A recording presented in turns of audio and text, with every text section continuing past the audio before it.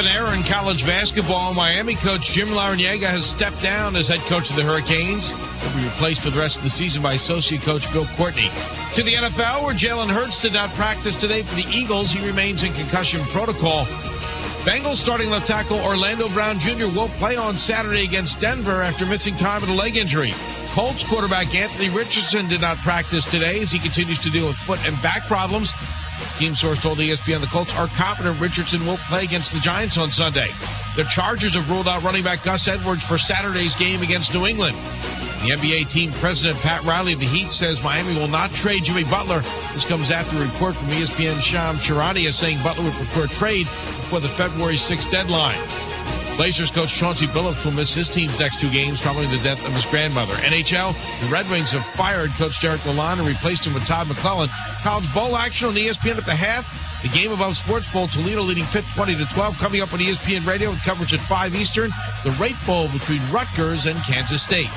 Hey, what's up? It's Aaron Goldhammer coming up on Friday. We're going to get you ready for a loaded Week 17 slate in the NFL. It's unsportsmanlike, 6 a.m. Eastern, right here on ESPN Radio, ESPN2, and ESPNU.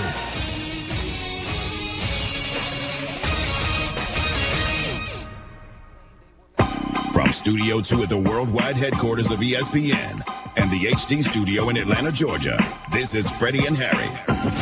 Unique in New Jersey. Yeah, who champ? Big time. What's up, Big Unique? time, what do, baby? Man, how you? I'm doing good. How you? I'm all right, man. I see you got different co-pilot running today, man. What happened to y'all last week, man? You ran out of town? Professor, I heard you had the professor taking care of that thing he had set up, right? Oh, hold on, Unique, though. I'm a part of Freddie and Harry Nation, so I need a nickname. If you've got Big okay, Time and you've got the Professor, who am I? I'm Aaron Goldhammer. Yeah, that's a good question, man. That's a good question. Who are you? I'm the King of Cleveland, baby. I'm Aaron Goldhammer. Oh, okay. Okay, Goldhammer. Okay, it's good to meet you, brother. How you? You all right? This is Freddie and Harry.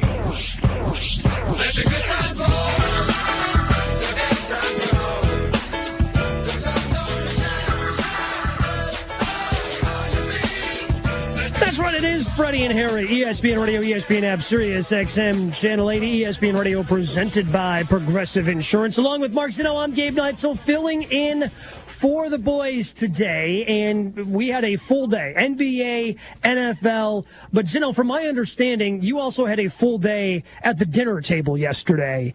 Is it wrong for me to ask what was the best thing you ate yesterday, or is that akin to, with all the food that was prepared, is that like trying to pick your favorite child? I mean, to a certain extent, yes. Like, I mean, it's all good. I mean, any home-cooked Italian meal by my mother and my family is first class, so there's no doubt about it. But, when you ask about, like, the Christmas festivities, I was just telling you the break, like, I've never once had turkey on Christmas in my life. Mm-hmm. Never once have I ever seen a turkey at a Christmas table. We just don't do it as Italians. So it's just pasta, and then there is a meat course. So yesterday we had filet mignon, which was fantastic. But, I mean, everybody's playing games now on Christmas days. They are doing competitive games and blowing out candles and everything else. I'm like, the only competitive thing in my house is eating. Can you survive the entire meal? And the problem is, when you win, you actually lose. And right now I am losing. I was winning yesterday. Now I'm losing. Yeah, well, I'm still rooting for you. Thanks, buddy. We've got an hour left of the show. I think you can make it through. You can power on through here as we talk a little bit about the NFL, because I figured that the NFL MVP race, Zeno, was wrapped up. Like, this was Josh Allen's award to win. I thought going into the season it was his award to win. If what they lost during the offseason, and not just offensively, but they had to let go of some defensive pieces as well, if Josh Allen could lead that team to an AFC East title and the Bills would still be the Bills that we've gotten used to over the last 4 or 5 years, okay, they're asking Josh Allen to do more. He's clearly doing more. He's going to be the league MVP. But Lamar just continues to put up numbers where you're going, okay, yeah, Josh is probably the MVP, but Lamar's making it a lot more interesting than I thought it actually was, because right now his quarterback rating of 121.6 would be the only third time somebody has reached a 120 NFL passer rating number. The other guy was Aaron Rodgers, who did it twice and won MVP in both of those seasons. Is the NFL MVP, is it wrapped up? Is it still Josh Allen's? I mean, I think so, yes. I don't think he's going to lose it. I think voters are going to look at the entire body of work. Voters are also going to look at the fact that, the supporting cast for Baltimore is a heck of a lot better than the one that really Josh good. Allen is working with. And despite the fact that the Ravens' defense hasn't been great this year, still, the names on the defensive side of the ball that the Ravens have, Kyle Hamilton and Matabuke and everything else, I mean, there are, Roquan Smith, there are all-pro caliber players on that defense, and the Bills just don't have that from 1 through 53 other than Josh Allen. So I say all that to say I still think it's Allen's award to win. For as great as Lamar was yesterday, guess what? Josh Allen gets to play on Sunday, guys. Like he still gets to show everybody what he can do. This also may come down to, and I think this is stupid, because I remind everybody, people who vote for awards nowadays all of a sudden have gotten dumb. They have the worst reasoning and the worst logic that they use for it, because it's not a team award. It shouldn't matter if the Ravens win the division or not. It's not a team award. It's an individual award.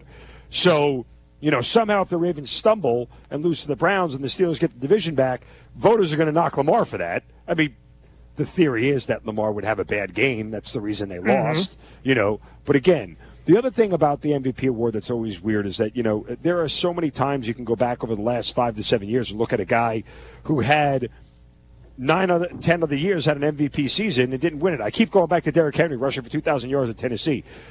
Every other 2,000-yard rusher won the MVP. They didn't give it to him. I don't understand how, because to me, that would have said, okay, yeah, this quarterback had a really good season. It was phenomenal. It was probably one of the best 20 seasons we've ever seen. But this guy did something only 6 other people in the history of the sport have ever done. So he gets my vote for MVP. And voters don't do that. They look at other things involved and everything else, and I think it's silly. But yeah, if Josh Allen doesn't win it, I'm not going to be like, oh, he was robbed. Oh, the fix is in. I would never make a ridiculous argument like that. Lamar is obviously deserving, but I think both of these guys, by the way, have their sights set on something bigger. They both would trade the MVP in a second for beating the Chiefs and going to the Super Bowl. Oh, without a doubt, because that's been the thorn in both of these teams' side. I still don't understand what the Ravens' game plan was a year ago when they had the Chiefs at home, and now these teams are going to have to go on the road and play at Arrowhead. But I think it was Bill Barnwell who tweeted out yesterday while Lamar was having a spectacular game on Christmas, and I think that I just couldn't agree with it more. He said that every time he watches Lamar, he thinks he's the league MVP, and every time he watches Josh Allen, this guy's clearly the league MVP. Yeah. And to be honest, with Allen, who knows what the Bills do after this week? The Bills are pretty much, as long as they win. There's no difference between a 2 and a 3 seed. There is. Yeah. They're pretty much locked in. They can't chase down. They can't have that number 1 seed. I'm guessing that they're just going to, after this week, they're going to have a decision to make. Are they going to rest guys? Are they going to try to get healthy? Are they going to try to, play Josh Allen for just a quarter, treat it like a preseason game?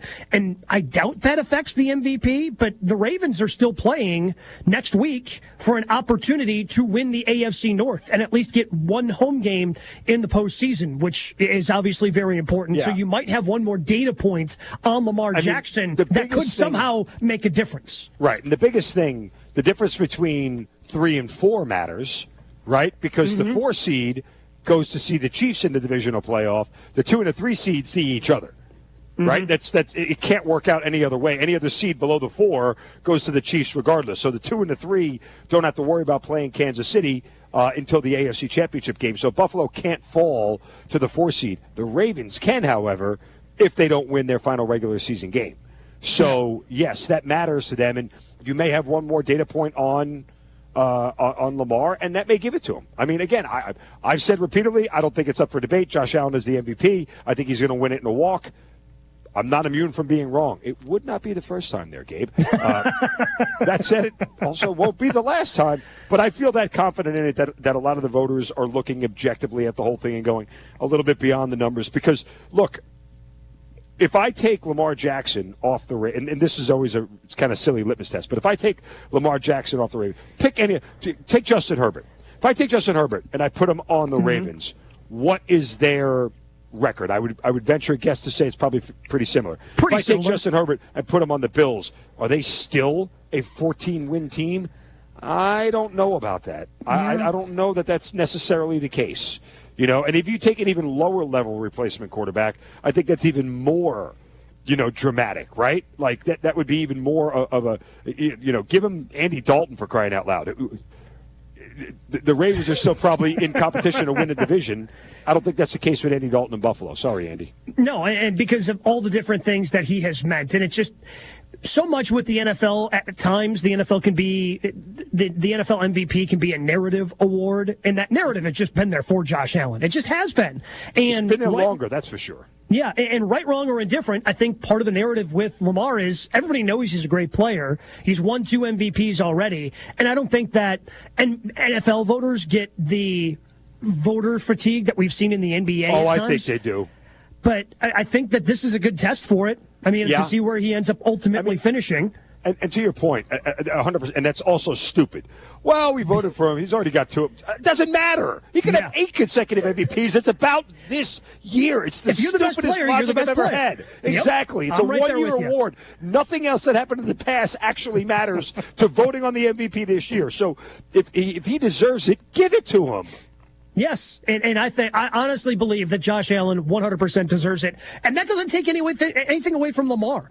No, Lamar has had an unbelievable season, but I think you've seen the difference of having Derrick Henry with him this year, and that's really opened up a lot of different things. They've added the Ravens got to add to their team to try to make that offense a little bit better.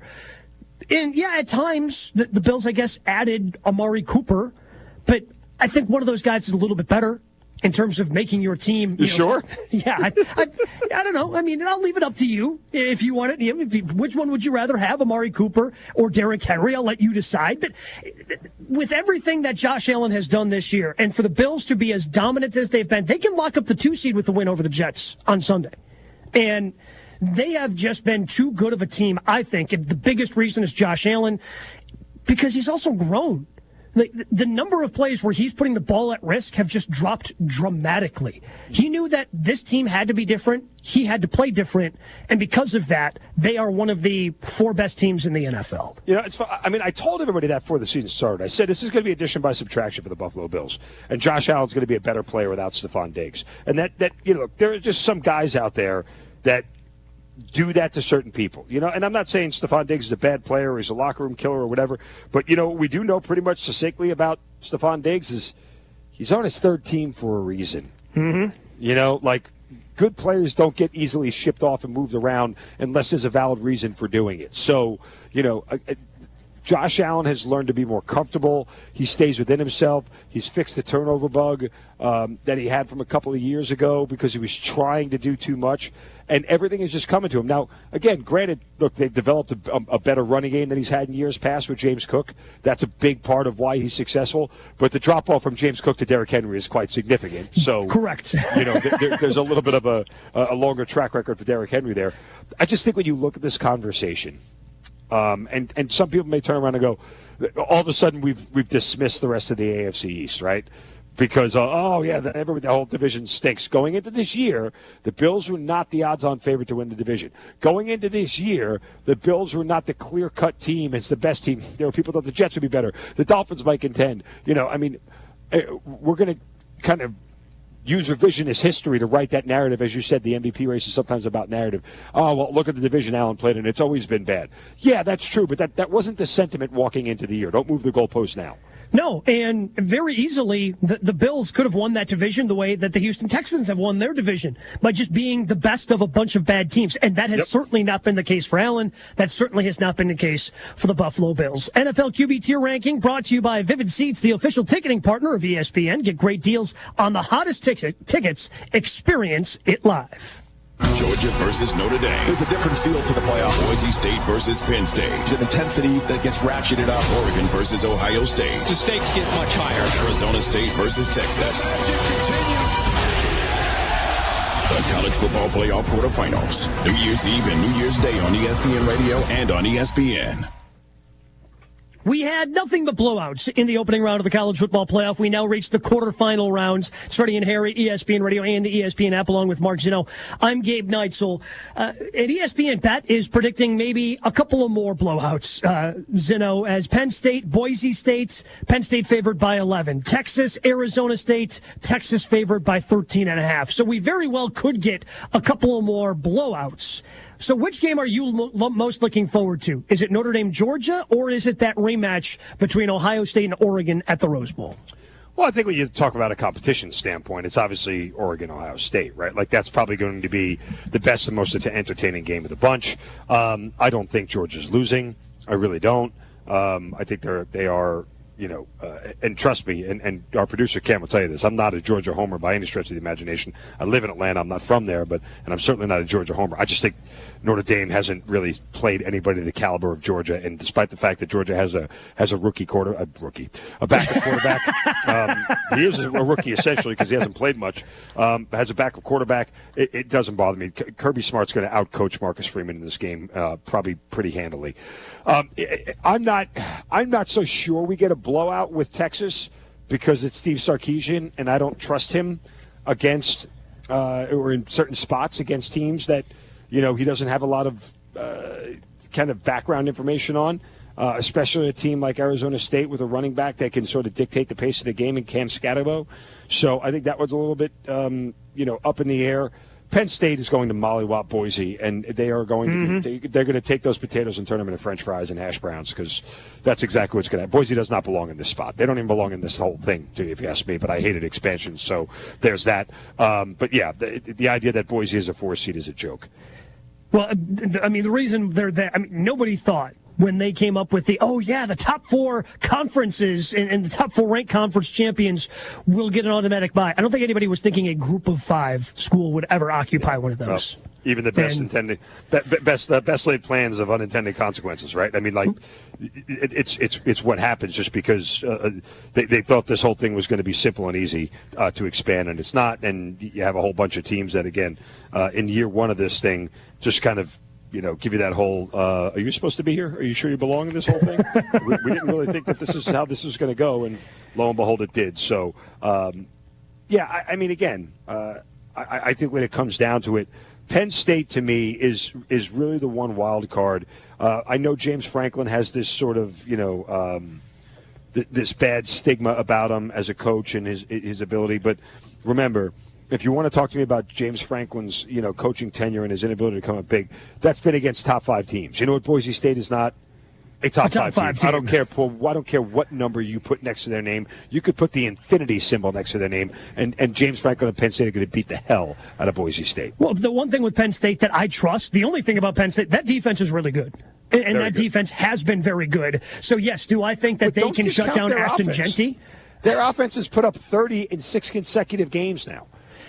That was assisted in their playoff game by a couple of pick sixes. Certainly, yes. That inflates that total that they were able to get to. Sure does. And Drew Aller, I think, has struggled at times against some of the same thing with Penn State. They play the marquee opponent. The offense kind of struggles a little bit, although they did play the offense very well in that Big Ten championship game, going back and forth with Oregon. So maybe they were able to grow from that. And Penn State, I think that I'm with you. I think Penn State is going to not have that difficult of a time with Boise State. I am curious to see, because Notre Dame, they pride themselves on that defense, if they can give the backup in Georgia a little bit of an issue. So I am intrigued by that, but clearly the marquee matchup here is Ohio State. Yes, they have a number 8 next to them. The talent level on that team is much better than that of an 8th ranked team going up against Oregon. And the Ducks, for being the number 1 overall seed, for being undefeated, I think this is the biggest argument anybody can have of, maybe we need to actually just seed this 1 through 12. Like if you're a conference champion, we'll have the conference champion provisions. Well, it's like in the NBA, you get in, but that doesn't guarantee you a home game. It doesn't guarantee you a bye. It doesn't guarantee you anything, because It's outrageous to me that Ohio State is as good as they, or excuse me, Oregon is as good as they were. They were undefeated. The only team in the country, that did not lose a game during the regular season, and their reward with a bye is Ohio State. Team in the nation. Right. Yeah, they're one of the toughest defenses in the nation. Like, it's just, the whole thing is flawed. But guess what here, Gabe? It's not going to change for next year because they agreed to it for this format for 2 years. So whatever changes that they might want to implement, whether a simple one is reseeding. All you got to do is just reseed. Now, that wouldn't have helped Oregon this year because with Ohio State as an 8 seed, they're the lowest remaining seed regardless, so they would go play Oregon. But still, they should have never been in that spot to begin with. That's a whole different conversation. But you can reseed this whole thing here and end up, giving Georgia. I mean, it ended up working out that way, right? It was 1 versus 8, 2 versus 7. Yeah. The 3 seed is the one that was out, right? They didn't end up coming through. So Boise State is the 3. No, Boise State is the 3 because the top 4. So all of the favorites, all of the home teams won in the previous round. So it ends up being just like a regular 8-team bracket would look of 1-8, 4-5, 2-7, and 3-6. I mean, again, I was never for expansion to begin with. I mean, as much as everybody loves these games, and I'm not saying that I'm not enjoying watching extra college football, but I got that in the bowl season. I didn't need necessarily to have that, be part of expansion, be part of, me watching more football. You could have just had more bowl games and everything would have worked out the same. But regardless of all that, I think when it comes to this, you'll probably see one upset. I think Ohio State is most likely to probably pull it off here. But it wouldn't shock me altogether if Texas laid an egg. That wouldn't surprise me. I mean, Arizona State's been undervalued all year long by odds makers and everybody else. Remember, this is an Arizona State team, Gabe, that in week 2 was a 4.5-point underdog to Texas State. Not Texas, not Texas A&M, okay? Not even Texas Tech, to Texas State. They were an underdog in that game. So, it ought to tell you, where things are and my level of lack of trust in Steve Sarkisian is pretty high. Of course, all those games, you can hear them right here on ESPN Radio, starting on New Year's Eve and into New Year's Day. Coming up here on Freddie and Harry, we're going to talk to somebody that's very familiar with that 15-1 Kansas City Chiefs team to get a little insight. It's Freddie and Harry, ESPN Radio, and the ESPN app. Hey, it's your resident Super Bowl champ, Chris Canty from Unsportsmanlike, and I just want to wish everyone a happy and healthy holiday season and Happy New Year. And reminder, tune in to Unsportsmanlike every weekday morning starting at 6 right here on ESPN Radio, ESPN2, and ESPNU. We all hear the radio ads about the IRS. They tell you to be afraid, to be scared, and they try to frighten you into calling. I'm not here to do that. Tax Relief Advocates is different. TRA is here to tell you that if you owe money to the IRS, whether it's $5,000, $50,000, or $500,000, we have a solution. It doesn't matter if you're sitting in your car, at work, or with your kids. No matter where you are, call now. 800-575-6759. Don't lose hope. TRA can eliminate or reduce what you owe to the IRS. Generous programs are now available that can give you a fresh start. Our passion is taxes and helping individuals fix their IRS problems. We have over 1,000 5-star reviews on Google and an A+ with the Better Business Bureau. You don't need to be afraid of the IRS any longer. End your tax nightmare today by visiting us online at TRA.com or call 800-575-6759. That's 800-575-6759. Tax Relief Advocates. Real solutions for real people. On the first Christmas, baby Jesus was born in a stable because God loves each of us. This Christmas, how can we show God we love Him too? Jesus said we can show our love for God by loving our neighbor. Let's make God happy this Christmas. This is Jim Manley. Throughout this year that's been tough for so many, Empty Tomb Inc. has worked with church people to show their love for God through practical works done in Jesus' name. Clothes, food, furniture, and financial help are shared at our local neighbors' points of need. In addition, Research and Mission Match encourage churches to help our neighbors globally too. Your gift to Empty Tomb now will help people in our local area at their points of need all through the new year. Please send your check to Empty Tomb in Champaign, Illinois, or go to emptytomb.org to donate. Thank you. Merry Christmas, baby Jesus. And Merry Christmas to you too. Solar companies are on the rise, here today and gone tomorrow. Rector Solar and Roofing family roots back 4 generations, living and working in Central Illinois, with the goal to take the confusion out of replacing a roof or adding solar panels to your home or business. With all the incentives and rebates now available, solar is more affordable than ever. Let a knowledgeable representative take the worry and guesswork out of solar and get a free quote. Discover the Rector Factor for solar. Call 217-281-7000 or visit rectorsolar.com.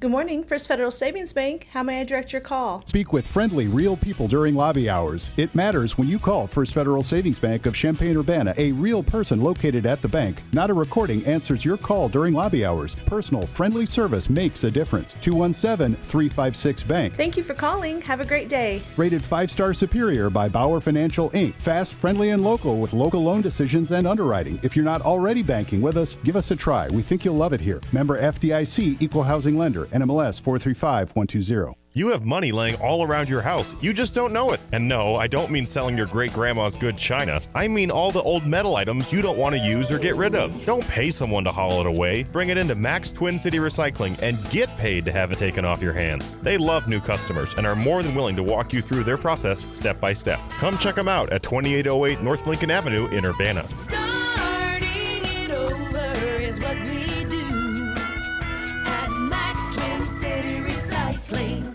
Pia Sports Bar and Grill is excited about our bowl-bound number 20 Illini football team to face number 15 South Carolina on New Year's Eve at 2 o'clock. Plan to wear your orange and blue as we root on the Illini as they play in Orlando, Florida in the Cheez-Its Citrus Bowl on December 31st. Enjoy terrific drink specials and your favorite food and try to win some great prizes as you meet your friends at Pia's 1609 Springfield Avenue near Mattis in Champaign. Let's wrap up the year with an Illini win as you watch with fans at Pia's. On the first Christmas, baby Jesus was born in a stable because God loves each of us. This Christmas, how can we show God we love Him too? Jesus said we can show our love for God by loving our neighbor. Let's make God happy this Christmas. This is Jim Manley. Throughout this year that's been tough for so many, Empty Tomb Inc. has worked with church people to show their love for God through practical works done in Jesus' name. Clothes, food, furniture, and financial help are shared at our local neighbors' points of need. In addition, Research and Mission Match encourage churches to help our neighbors globally too. Your gift to Empty Tomb now will help people in our local area at their points of need all through the new year. Please send your check to Empty Tomb in Champaign, Illinois, or go to emptytomb.org to donate. Thank you. Merry Christmas, baby Jesus. And Merry Christmas to you too.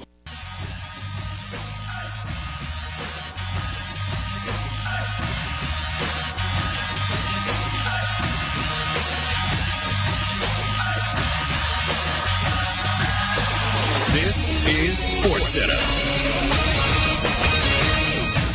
I'm Ed Bankin. First up, college basketball news where Jim Larrañaga has stepped down as head coach of the Hurricanes. He'll be replaced the rest of the season by associate coach Bill Courtney.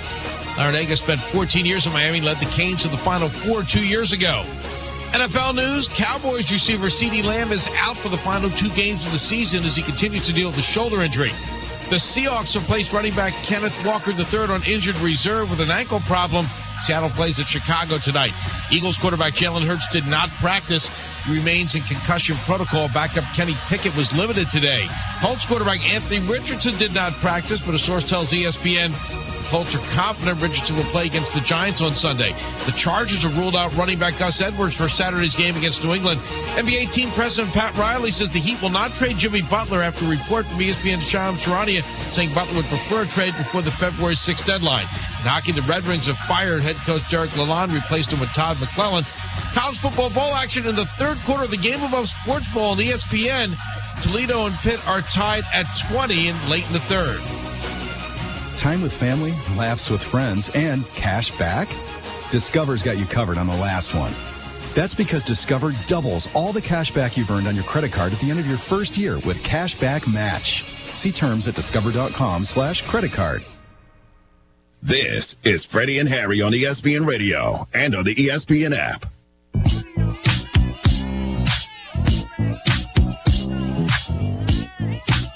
with Mark Snow. I'm Gabe Nigel in on Freddie and Harry, ESPN Radio and the ESPN app. ESPN Radio presented by Progressive Insurance. The Chiefs have locked up the top seed in the AFC thanks to their win on Christmas Day, wrapping up a stretch of 3 games in 11 days. To help us break down the latest going on with the Chiefs, we welcome in Adam Teicher, ESPN NFL Nation Chiefs reporter. And Adam, with that kind of stretch that they just had, they've wrapped up the number 1 seed. Do you think they're going to rest guys in Week 18 and basically go 2 weeks, kind of get everybody ready and rested before the divisional round? Yeah, I do. That's been Andy Reid's history to do that. So I think he tries to give his guys a break whenever he can. So I do think that guys like Mahomes, Chris Jones, Travis Kelce, some of their other key players will not play in Denver in the last regular season game. And, there's other reasons as well. The Chiefs really had to push hard. They had one of these stretches of 3 games in 11 days that also Pittsburgh, Houston, and Baltimore had. But they really pushed hard to win all 3 and clinch the AFC or the number 1 seed last week rather than have to take it into Week 18. So they spent a lot of energy the last few weeks. So, they do have some injured players. Mahomes has the bad ankle. Chris Jones didn't play in Pittsburgh because of a calf injury. So there's a few other guys who have some injuries too, and I think Andy Reid wants to take advantage of that. So I'd be surprised to see any more than the bare minimum that they sort of have to use to get through a game. I'd be surprised to see any of those guys playing in Denver next weekend. Adam, the Chiefs sort of struggles. Struggle's not the right word. The version of the Chiefs we've seen this year is not what we're used to seeing. Is this the best version of the Chiefs that we're seeing right now? Yeah, I think it was. I've seen obviously every game, and I think the game in Pittsburgh was their most complete game of the season. And Andy Reid agreed with that, by the way. He really thought it was as well. Defensively, the Chiefs aren't and haven't been most of the season what they were last year, but they're starting to come around a little bit. I mean, they had 5 sacks without Chris Jones. They had 5 sacks yesterday, and I think that makes 16 in the last 4 games, if I've done the math right, so something like that. So they've really gotten the pass rush turned around. That was really a weakness for them, but they've really fixed it the last few weeks. And they're also making plays on the back end. They were negative territory in terms of turnover differential for most of the year, and they were hanging out with mostly losing teams, non-playoff type teams, and now they've really turned that around. They're plus, I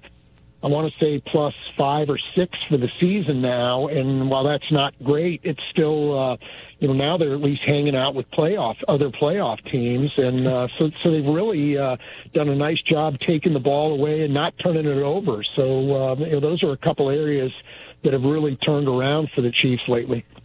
Adam Teicher, ESPN NFL Nation Chiefs reporter, joining us on Freddie and Harry, ESPN Radio, ESPN app. I'm Gabe Nutz, along with Mark Zinno, in for the guys. What have you seen out of the offense the last couple of weeks as well? That has been up and down for the last couple of weeks, putting up a decent amount of points, 375 yards, 389 yards. Do you think the offense, with the addition of Hollywood Brown, is starting to find its stride as well? Yeah, they've solidified the pass protection. They moved Joe Thuney, their left guard, an all-pro. They moved him outside to tackle the last 3 weeks, and particularly the last 2 games, including the one in Pittsburgh, their pass protection is solidified a little bit. I mean, they had some problems on the left tackle. This is their fourth starter at left tackle this season, and they've had problems solidifying that spot. I mean, there have been a lot of times where guys would come unblocked from that side of the offensive line. That's stopped now. That hasn't happened in recent weeks, and so the Chiefs seem to hit on a combination that is helping them out there. And they've been able to get the ball down the field a little better than they have earlier in the season.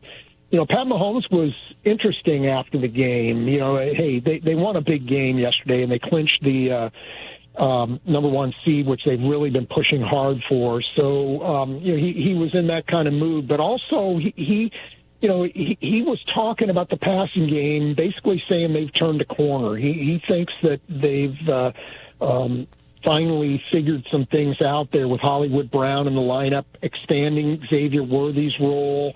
He feels like those things are things that really are going to the Chiefs can take with them into the playoffs. They won't disappear.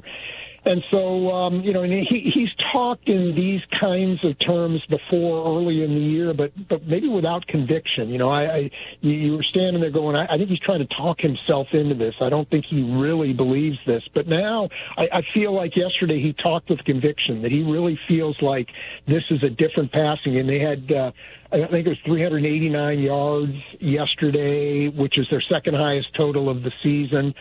He threw for 330. So, they're really their passing game is looking more like what they thought it would look like when the season started. And it's no coincidence that it's coming at a time when some of these things are, as we've talked about, are starting to gel. The pass protection, Hollywood Brown returning, and Xavier Worthy maturing maybe into a more complete player. Adam, if the Chiefs lose in the playoffs, and again, this is a silly question to ask. Yes, they'll score less points. That's the reason why they've lost. But what from a game script reason, what would be the reason why they would lose a game?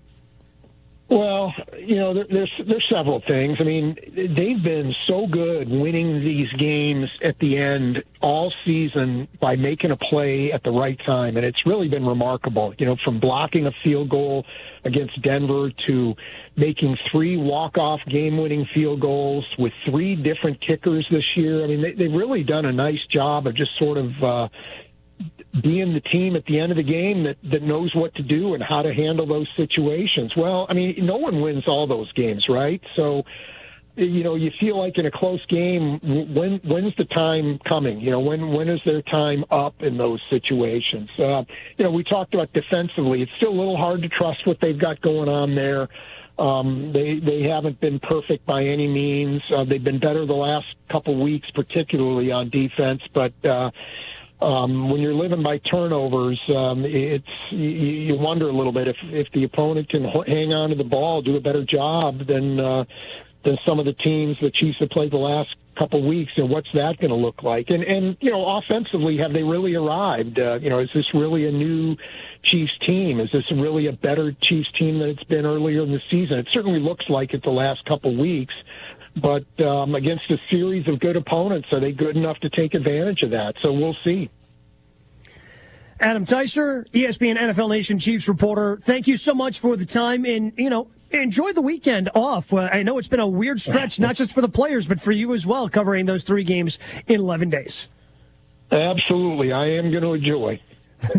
Adam Teicher, ESPN NFL Nation Chiefs reporter, joining us here on Freddie and Harry on ESPN Radio. He's Mark Zinno. I'm Gabe Neitzel. ESPN Radio, presented by Progressive Insurance. Save on commercial auto insurance from Progressive. Get a fast quote at progressivecommercial.com.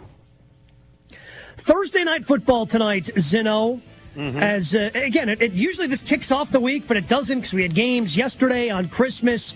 But this is a huge one for the Seahawks as they finish off a little bit of a gauntlet of the NFC North, losing to the Packers, losing to the Vikings at home. Now have to go on the road to Chicago. They find themselves favored by 5 points over at ESPN Bet. But if they lose this game and the Chiefs win, that's it. Chiefs win that division, and the Seahawks are done as they try to, still be a team that's alive in that NFC playoff picture. Yeah, and again, this is one of these games, particularly from a betting perspective, where there's not a legitimate reason to go out there and try and bet the Chicago Bears. There's just not. There's legitimately not. The public is all over Seattle. The line is moved up to 4.5. You're going to start to see 5s pop up before they get the kickoff tonight. Chicago hasn't scored a point in the first quarter of the last 3 weeks. Since they fired Matt Eberflus, they've been outscored by an average score of 34-14 over the last 3 games. Their defense is getting worse. Their offense is bad. There's nothing redeeming about taking Chicago here. Now, in years past, I would run to the window and bet the Bears because that's what, the NFL has told us to do in spots like this. But I don't know, man. Seattle has everything to play for. if they need a win tonight to force a spot next week where they can play for the division. And they've been better on the road this year. Seattle 5-1 straight up on the road. They averaged 27 points a game on the road compared to just 19.2 points per game at home. And they've just figured out a way to be better in these spots. And, yeah, I think that, as much as Mike Macdonald is a rookie head coach, he's played a lot of these big games and had a lot of these weird, quirky schedules with the Ravens over the years because the Ravens are always in primetime. So I think he's prepared his team for this moment here on a Thursday night game and a sort of a weird week after Christmas. I don't know. It's hard for me not to bet Seattle here, but this number keeps going up. If you miss the best of the number, I tell you to walk away, but I'd lay the 4. Yeah, I mean, even then, the Bears are pretty checked out to the point that you have said all of that. To the point where one of their wide receivers in DJ Moore last week openly said he was thinking about vacation. Like, hey, yeah, we're thinking about the end of the season, not really worried about what the team's going to be looking like and all the different changes that are made this offseason because obviously they need to hire a head coach for 2025. But this is a team that has just, to me, completely checked out. I mean, does 5 seem like a high number on the road for the Seahawks? Not after everything you just listed off. I mean, again, it doesn't, but I'm not the kind of guy who likes to lay those kind of points on the road. Just in general, it's not a favorable spot because the NFL has told us year after year that winning on the road is really hard. But it's been a different NFL this year. Road favorites are covering at an unprecedented pace, and who knows what may end up happening tonight. But I just think we get a better version of Seattle than we've seen in the last couple of weeks, who absolutely need to win this game. So you'll get their best effort. Well, again, it's nice going from playing the Packers and the Vikings, who are 2 of the best 4 teams in the not just division of the NFC North, but the conference as a whole in the NFC, to playing the Chicago Bears, who started 4-2 and have now lost 9 games in a row. I don't think the Bears win another game the rest of the season. They've got Seattle tonight, and then they've got a long, mini bye before they take on the Packers to close out the season. I just don't see how the Bears go into Lambeau and win a game with the way the Packers have been playing. This has been just an absolute disaster of a season for the Chicago Bears. Yeah, nothing went right for them. I mean, one Hail Mary and the season went off the rails, and you never thought it was going to. Remember, this is a team that started 4-2, and we were all talking about would all 4 teams from the NFC North make the playoffs. Yeah, how about no? Because it ended up not being very good for the Bears after that. So, yeah, I mean, look, I get it. It's one of those spots where, the Bears don't have a ton of motivation to be in this game, but still, a lot of these guys may be playing for jobs and paychecks and things of that nature next year. So it's kind of hard to figure out motivation in spots like this. That's why, again, I say it's just really hard to lay that kind of number on the road, even if the Bears are as bad as they look. Because the one thing, I mean, the overall raw numbers during this losing streak are not bad for Caleb Williams. They have certainly struggled in the first half, and they haven't really put up a ton of points. But he's not turning the ball over. He's not making those critical mistakes. I'll go to one thing our ESPN Bears reporter, and you can hear her on ESPN Radio, Courtney Cronin, said, and she told me it was a total mistake to make Thomas Bryant the interim head coach. Bryant was the quarterback's coach and then got promoted offensive coordinator, and then, he was calling the plays and everything, and Caleb liked him. They were thriving together. They were working. The offense was starting to get better. And then they took him away from him to make him the head coach. And from what I understand, he's in over his head. And it's really hard for him to manage the offense and the defense in the full game from a guy who's never been in that spot before. And he was an offensive assistant last year, for crying out loud. And now he's an interim head coach. It's a pretty large jump. Oh, he went from positional coach to head coach in like 2.5 weeks. Yes. Crazy. So, it's one of those things where managing the entire game is something that you do have to account for, and you can't just say it's not a big deal. It is a big deal, and the Bears aren't prepared to play a football game, which is why, again, they haven't scored a single point in the first quarter of the last 3 weeks, and they've been shut out in 2 of those 3 weeks, and the 1 week they did score, they were down 28-14 by the end of the first half. So it's taking them a full 30 minutes to get their legs underneath them to figure out what they're supposed to do on offense, and it's starting to show. Thursday Night Football tonight, Seahawks at Bears. Again, that number is Seattle -5 over at ESPN Bet, total 41.5. Along with Mark Zinno, I'm Gabe Neitzel. Coming up next, our favorite Christmas and holiday traditions as we fill in Freddie and Harry, ESPN Radio, and the ESPN app. Hey, it's Michelle Smallman from Unsportsmanlike. I just wanted to wish everyone a happy and healthy holiday and a happy new year. And a reminder to tune into Unsportsmanlike every weekday morning at 6 a.m. Eastern, right here on ESPN Radio, ESPN2, and ESPNU. Lowe's knows how to help you save time and money, no matter the job. That's why we can deliver supplies to your job site as soon as same day, so you have more time to get the job done. Because when you need it fast, we've got you covered. Lowe's knows pros. Valid on eligible in-stock orders and select zip codes placed by 2 p.m. for same-day delivery by 8 p.m. Subject to driver availability. Fees vary based on purchase. More terms apply. See Lowe's.com/same-day delivery for details. Harry Douglas here, and if you're constantly on the go like I am, then earbuds are a priority. That's why you need Technique's new noise-canceling AZ80s. Like you, these buds work as hard as they play. You'll get Technique's legendary high-res audio, along with state-of-the-art noise cancellation, so you can stay in your zone. Visit us.techniques.com/sports for special holiday deals on the AZ80s today. That's us.technics.com/sports.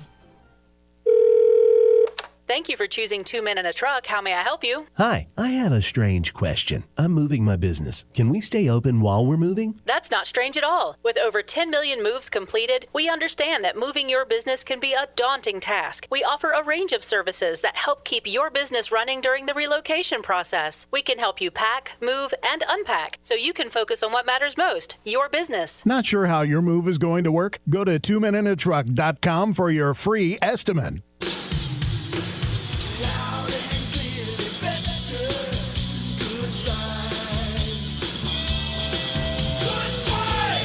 Hey, Illini fans, Steve from Good Vibes here with Citrus Bowl-bound linebacker and special teams player Kenenna Odeluga. You know, I can't wait to party on New Year's Eve, and my idea of a party involves tacos. Unfortunately, most of us can't join you in Orlando, but we'll be watching and eating Cheez-Its and drinking orange juice. Yeah, you probably have one of those 98-inch Sonys at home.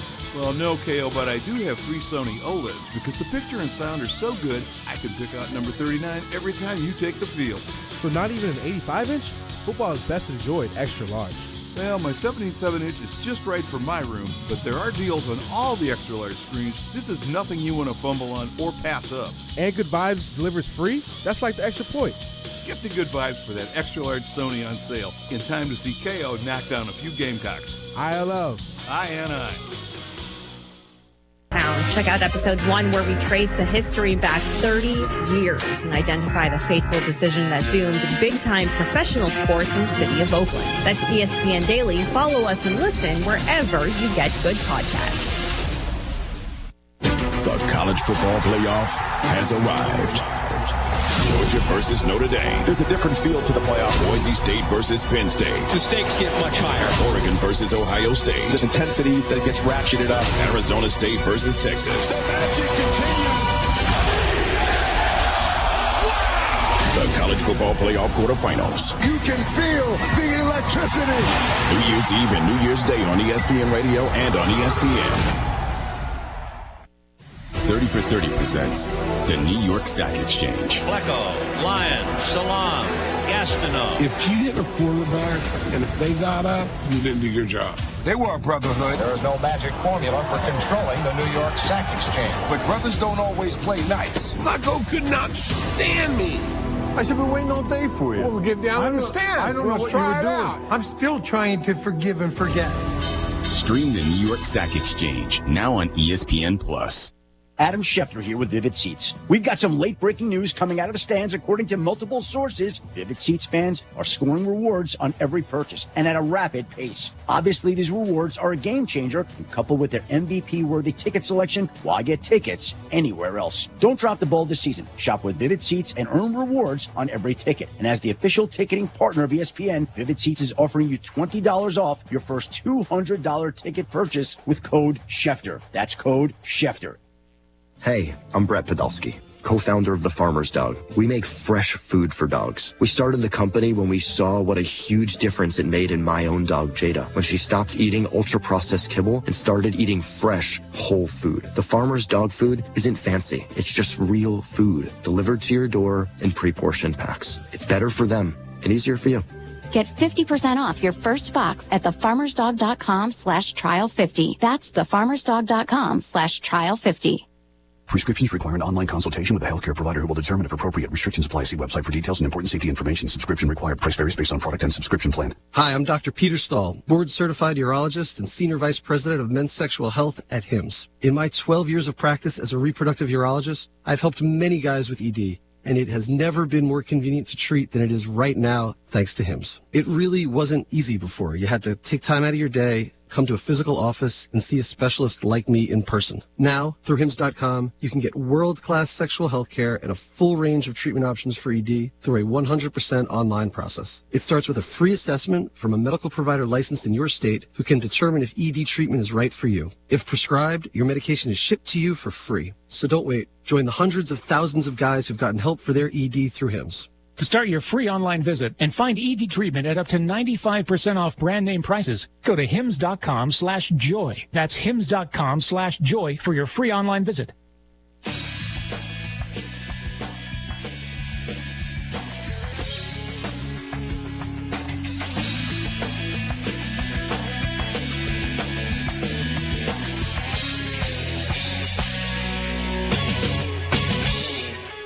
This is Freddie and Harry on ESPN Radio and on the ESPN app.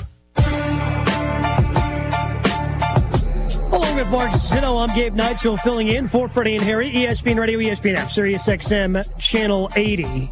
A little bit of breaking news coming from Pete Thamel about 10 minutes ago or so, saying Deshaun Jackson and Delaware State are finalizing an agreement for him to take the head coaching job there, per ESPN sources. Did an on-campus interview in recent days. Sides are expected to come together in the near future. Per a source, it's always been a dream of Jackson's to coach at an HBCU. The dream could be a reality in the near future. So this is a trend, Zinno, that is continuing, of former players who are now getting head coaching jobs at the collegiate ranks. Started certainly with Deion Sanders, who, went from Jackson State, now is at Colorado. We saw it with Michael Vick getting hired as part of this cycle, and now it looks like Deshaun Jackson going to be getting an opportunity as a head coach at Delaware State. We have Aaron Boone to blame for all this, and the New York Yankees. That's who's to blame. Okay.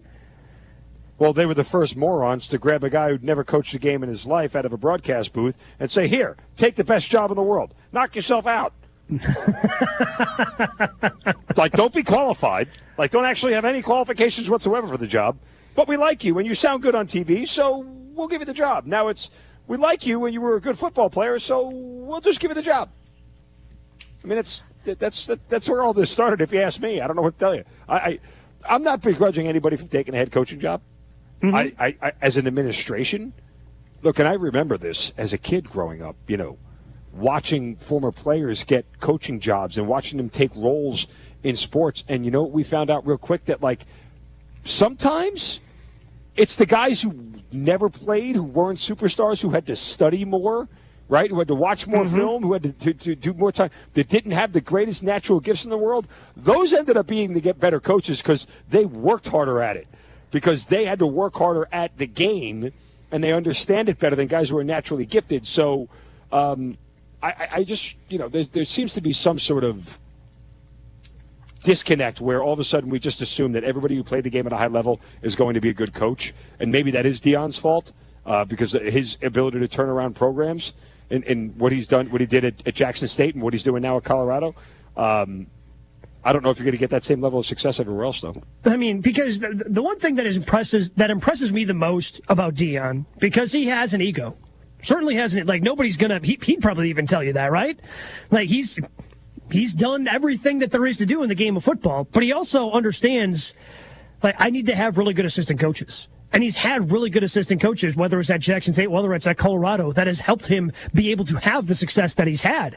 He's been more of a CEO-type head coach than somebody, I'm going to take over this defense, and we're going to be great. I'm going to take over this offense. We're going to be spectacular. I'm curious, especially with coaches and guys that have not had experience, coming into college football in the ever-changing landscape that is college athletics right now, what that is going to look like and what Michael Vick and Deshaun Jackson are going to look like as head coaches. Yeah, I don't know what they're going to look like. I honestly don't. I mean, I just kind of feel like when push comes to shove here, this is a spot where if it works out, it's great. But it's a lot different coaching a program and everything that goes into it and the intricacies that I'm not sure a lot of these guys are used to. And Delaware State doesn't have the flexibility to have a huge staff. Like Bill Belichick going to North Carolina, okay, he's going to bring in a lot of money because he's a known commodity. There'll be sponsors and advertisers who all want to glom on. They can afford to hire extra people that they didn't have before to do extra jobs. That's not the case for Delaware State. It's not going to be the case for Michael Vick at Norfolk State, right? Like there's not all of a sudden there's not just going to be funds of resources to be able to do things that big college programs can do. Unless these guys give the money themselves. Well, that's which I doubt is something that they're going to do, right? Like I doubt those guys are going to go, yeah, I made a bunch of money playing professionally. Let me just dump it into the NIL. You don't get rich by giving things away. That much I know. Nope. And again, it's just following a trend, and it is an interesting trend that you brought up. I feel like, again, I was not really around in the 70s and 80s, but you kind of take a look at a lot of those coaches. Oh, guys, they were really good players. Let's try them out as head coaches. And I feel like that kind of got away from that for a while. Not to say players didn't have those opportunities, but they did. But now it almost seems like in the college landscape, they are trying to do that. I don't know if it's just to garner attention or if they actually think that some of these guys are going to be good head coaches for their respective programs. Coming up next, it is the Rate Bowl here on ESPN Radio and the ESPN app. This is Ben, Freddie, and Harry, ESPN Radio. Adam Schefter here with Vivid Seats. We've got some late-breaking news coming out of the stands. According to multiple sources, Vivid Seats fans are scoring rewards on every purchase and at a rapid pace. Obviously, these rewards are a game changer, and coupled with their MVP-worthy ticket selection, why get tickets anywhere else? Don't drop the ball this season. Shop with Vivid Seats and earn rewards on every ticket. And as the official ticketing partner of ESPN, Vivid Seats is offering you $20 off your first $200 ticket purchase with code Schefter. That's code Schefter. Some people just know they could save hundreds on car insurance by checking Allstate first. Like to check the propane tank on your grill first before hosting a tailgate. Let's fire up. Here, let me try. Seriously? You didn't check the propane? Who wants chips? Yeah, checking first is smart. So check Allstate first for a quote that could save you hundreds. Salt and vinegar? You're in good hands with Allstate. Savings vary. Subject to terms, conditions, and availability. Allstate Fire and Casualty Insurance Company and Affiliates, Northbrook, Illinois. Are you tired of shivering in the winter? Look no further than your local heroes at ABC Heating and Air Conditioning. Hi, this is Gina inviting you to give us a call at 217-352-5400 to book your appointment to make sure your furnaces run safely and efficiently this winter. We've been proudly locally owned and operated and have been serving our community for over 50 years. ABC, always be comfortable. Call me 217-352-5400 to book your appointment today or go to abcheatingandac.com. Illinois basketball star Marez Johnson on managing partner at Sarah Champagne, Ben Quattrone. Ben Quattrone is a great guy. He's like an uncle to me now, a great character person. Sarah Champagne is like a family. Talk to the people that work here sometimes, just to talk to them, and they helped me when I got my car deal. It was very helpful. It wasn't like I was here all day, like I was bonding with people, have a conversation with them. They're there. Oh, I love my car. Learn more at sarahchampagne.com. That's SERRA champagne.com. In a good action movie, the impossible is overcome before the happy ending. The action that started in The Christmas Story continues today. All year long, church people work through Empty Tomb to help local neighbors face situations that can seem impossible. Clothes for a job interview, a bed for a child, food to eat when work hours are cut, 1 month's rent before the first paycheck, a tank of gas to look for work, a medical need not covered by insurance. Empty Tomb connects church people with local neighbors in need. And through the research and mission match, Empty Tomb also helps church people nationally recognize their potential to help others in Jesus' name. I encourage you to include Empty Tomb in your year-end giving. You can make your check out to Empty Tomb Inc. or give online at emptytomb.org. Your gifts in December will continue the action that began with The Christmas Story and continues throughout the new year. And Merry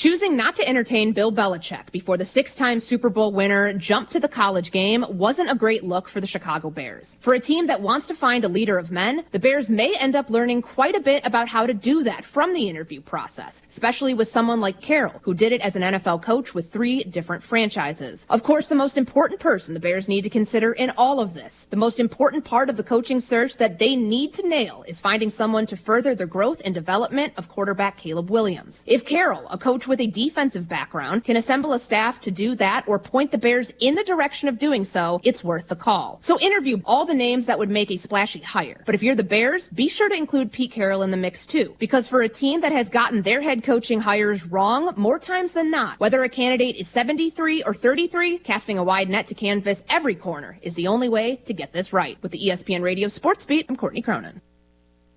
You're listening to WSJK ESPN 93.5 Tuscola, Champaign-Urbana, your home for the St. Louis Cardinals. This is SportsCenter. I'm Ed Benkin. We start with coaching news from college basketball. Miami's Jim Larrañaga has stepped down as head man for the Hurricanes. He'll be replaced for the rest of the season by associate coach Bill Courtney. Miami 5-8 on the season. To the NFL, where Jalen Hurts did not practice today for Philadelphia. He remains in concussion protocol. Fellow quarterback Kenny Pickett was limited. The season is over for CeeDee Lamb. The Cowboys receiver will miss the team's final 2 games with a shoulder injury. Bengals starting left tackle Orlando Brown Jr. will play Saturday against Denver after missing time with a leg injury. Colts quarterback Anthony Richardson did not practice today. He's dealing with foot and back issues, but a team source told ESPN the Colts are confident Richardson will play against the Giants. The Chargers have ruled out running back Gus Edwards for Saturday's game in New England. In the NBA, team president Pat Riley says the Miami Heat will not trade Jimmy Butler. This comes after a report from ESPN's Shams Charania saying Butler would prefer a trade before the February 6th deadline. In the NHL, the Red Wings have fired coach Derek Lalonde and replaced him with Todd McClellan. Fourth quarter, ESPN, the game above sports ball, Pitt leading Toledo 30-20. Hey, what's up? It's Aaron Goldhammer coming up on Friday. We're going to get you ready for a loaded Week 17 slate in the NFL. It's Unsportsmanlike, 6 a.m. Eastern, right here on ESPN Radio, ESPN2, and ESPNU.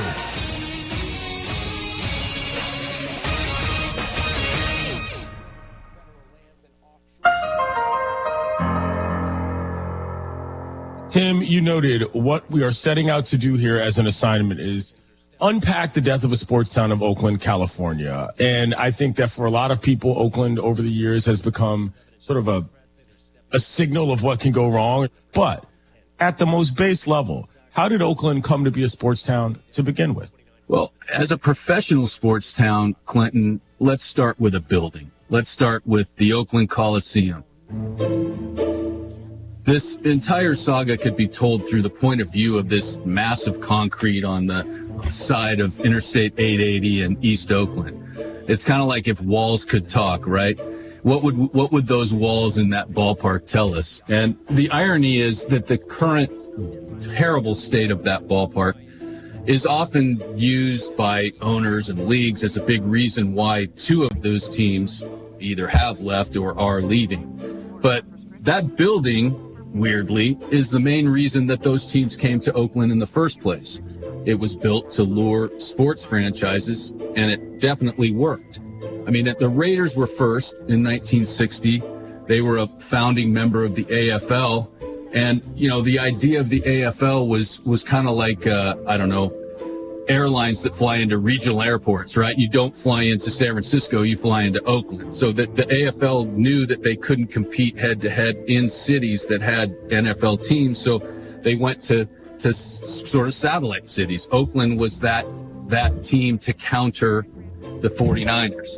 But at that time, you know, the Bay Area was booming. This city was untapped potential. So it made sense.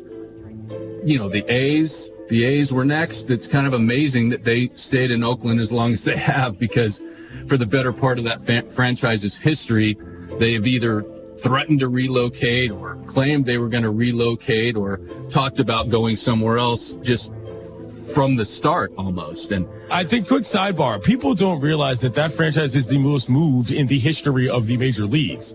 Yes, and and the crazy thing is it's all been for different reasons, and it's all been done by different people. But They came to Oakland, the A's did, in 1968, 10 years after the Dodgers and the Giants broke the West Coast barrier by moving to Los Angeles and San Francisco.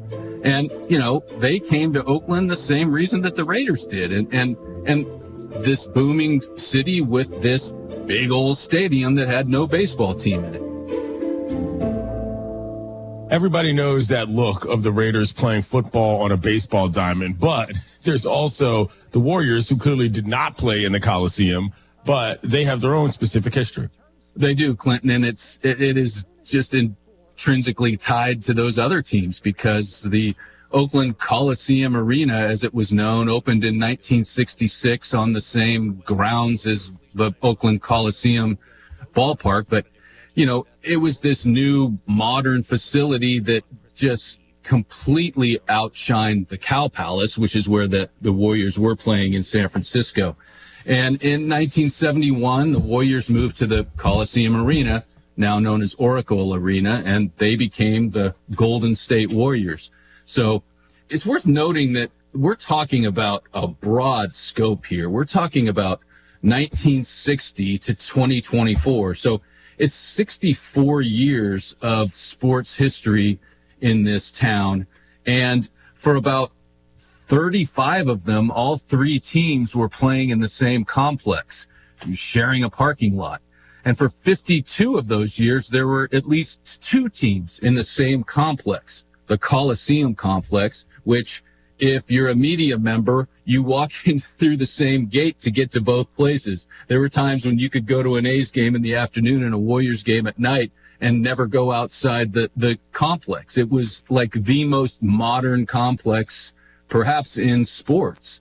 And I think, as you'll see, this story is as much the story of those two buildings, that Coliseum complex, as it is the story of any of those teams. We got NFL stadiums being named after credit unions these days, and a place called the Cow Palace once existed. We used to be a proper country, Tim. Anyway, so it did. And Wilt Chamberlain roamed that Cow Palace, Clinton. Come on, where it happened.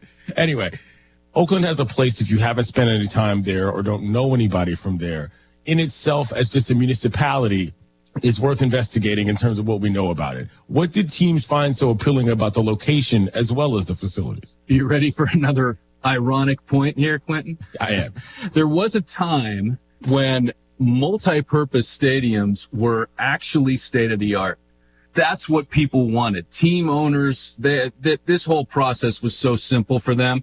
You'd have a city build you a big concrete circle, put a football team and a baseball team inside it, and just go about counting your money. We had Three Rivers Stadium in Pittsburgh, the Vet in Philadelphia, Fulton County in Atlanta.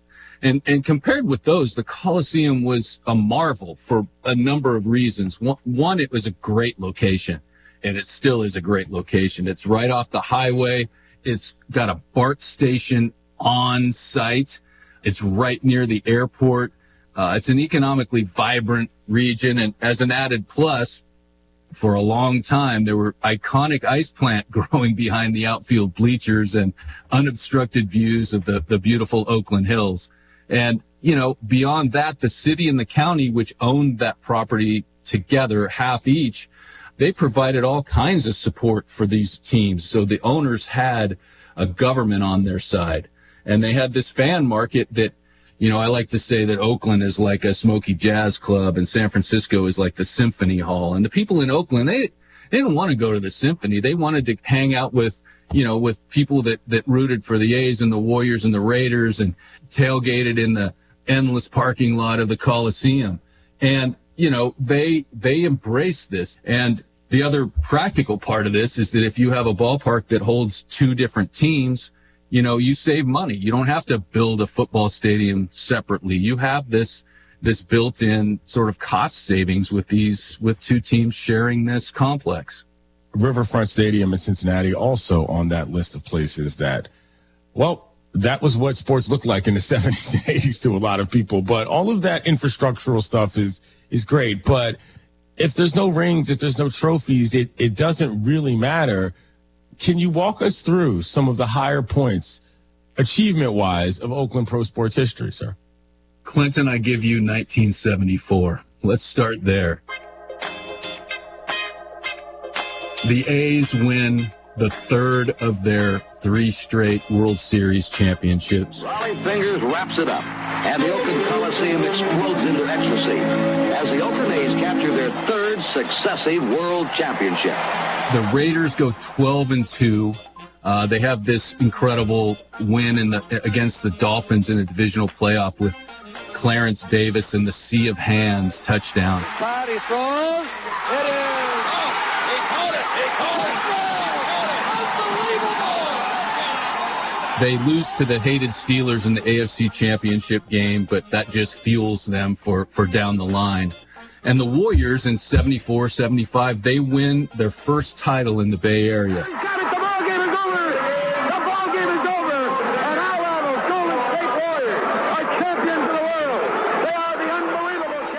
They've got Rick Barry. They've got Al Attles, who was the first African-American coach after Bill Russell, who was a player coach, to win a title. So, Oakland in 1974, it was the absolute center of the sports universe. Clinton, I want to just add something here that Oakland has this reputation, well-deserved reputation, as this city of rebellion. They didn't take any garbage in Oakland. They were people that knew what they wanted. It's a very diverse community of diverse interests and diverse people that really all seem to get along, and sports brought them together.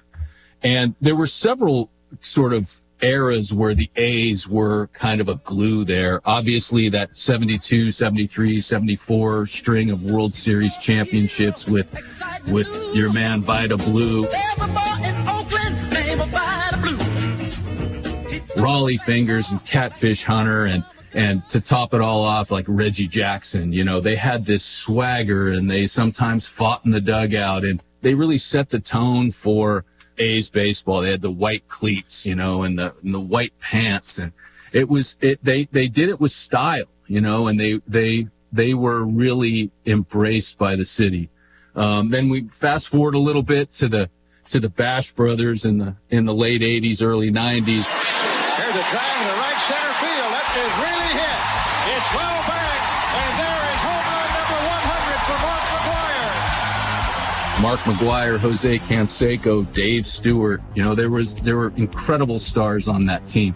And then you had Oakland's own Rickey Henderson. Ricky goes, a pitch taken, he's going to have it. He does. Rickey Henderson, no contest, steals third base, jerks the bag from its moorings, and holds it aloft, representing number 939. I think he's a top 10 all-time baseball player. And Rickey was homegrown, and Rickey loved Oakland, and those teams went to the World Series 3 straight years and were favored each time, but only won one of them in 1989. And that one is carrying, and back goes Mitchell, and it's a launching pad again tonight. It's a ground ball to the right side, steered by Phillips, flips to Eckersley. Yes, he's there in time, and the A's are the world champions.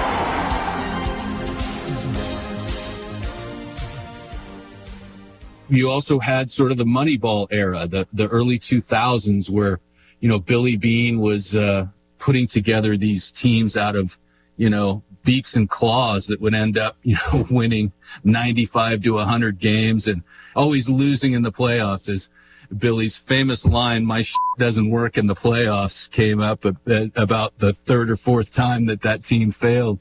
But there were good years, there were bad years, but these fans were loyal. They were loyal to all those teams. And, for the purposes of our discussion right now, they were loyal to the A's. When that team won, people showed up. The Dubs era obviously was sort of the last dominance that we saw in the Bay Area of pro sports teams. It's hard to describe what that was like, not just for people from Oakland, but for everybody in the Bay. They were, I still say, that is the best basketball team I ever saw with my eyeballs. Yeah, I think the word that makes it is is team. Curry with a hook pass to Thompson. They work it around. That first iteration of the Splash Brothers, they were so rhythmic and graceful and shared the ball. take it. The Warriors had come out of some pretty bad years, you know. That was sort of an organically grown team, right? And they go on to win 3 titles in Oakland. There's a new dynasty in the NBA. The Golden State Warriors champions once again, back-to-back titles, 3 in 4 years, and the latest with a sweep. They just had that city in the palm of his hand. Oakland, I think above all, if you wanted to categorize it as a sports town, you'd first and foremost say it's a basketball town, and it's a very smart basketball town. That arena was filled with people that didn't look like the arena across the bay does now. You know, people could afford tickets, and people that just were that loved basketball more than they loved, you know, taking selfies of themselves next to the concession stands. I mean, these people, they always cheered at the right time. They always booed at the right time. You know, it was a party every night. Curry again.